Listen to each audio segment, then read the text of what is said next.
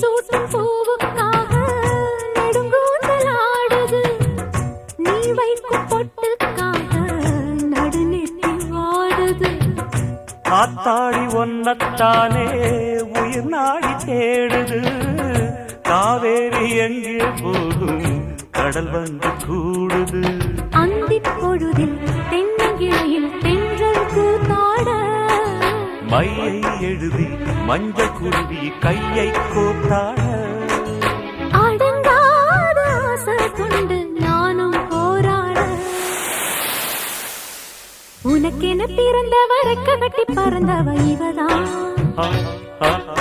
என விட உனக்கு இங்கு மனசுக்கு பிடிச்சவ எவதான்.